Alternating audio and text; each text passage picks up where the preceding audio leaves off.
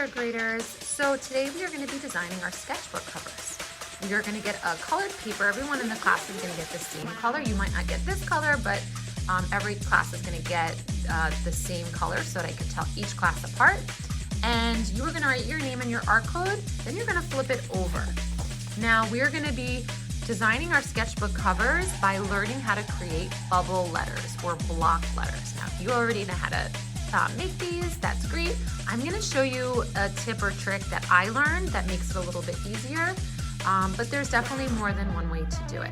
So if you have a long name, you might want to hold it like this, but your books will open like this. So I'm gonna organize it like this, but that's up to you. You also can shorten your name so that it can fit on the piece of paper.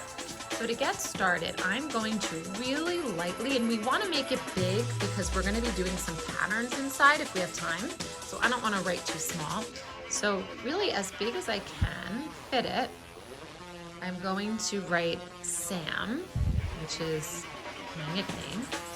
And I'm going to leave a space between each letter because I'm going to be building up my letters. Now you could do that in the middle, you can write the name up top. And now I'm going to pretend my pencil is a car around a racetrack. And it's going closely, but it's leaving some space between this line.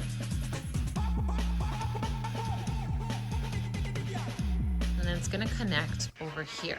Now when I'm all done, I will be able to erase that inside line. That's why it's really important that we draw nice and lightly. So now I'm gonna do the same thing over here.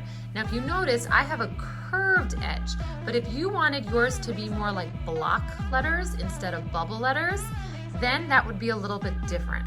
So instead of a curved, you would do more of a straight line, which I'll show you an example of that as well. But first I'm gonna finish this one.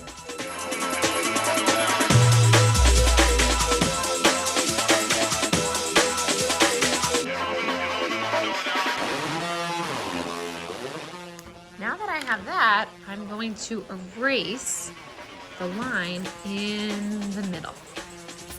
Kind of gives away our secret on how we created these bubble letters. Now I'm going to show you really quickly, basically doing the same thing, but instead of bubble, they'll be more like block. Up with block letters or bubble letters. It's really depending on the effect that you want. This looks more balloonish. This just has a more straighter edge.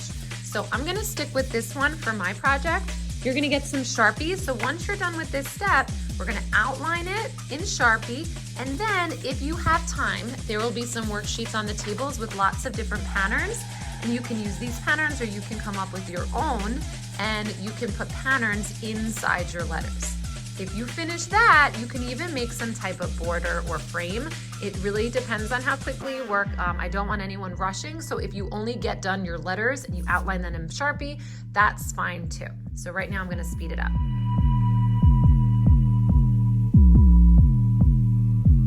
Drop the beat!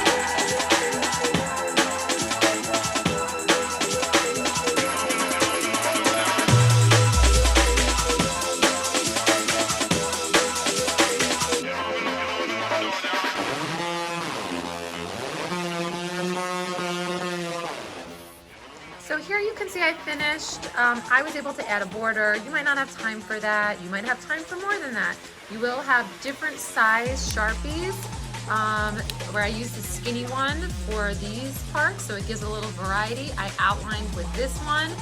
That's really up to you, what you feel comfortable using. And if you wanted to, if there's a little pencil showing, you can always erase some of that after. Have fun.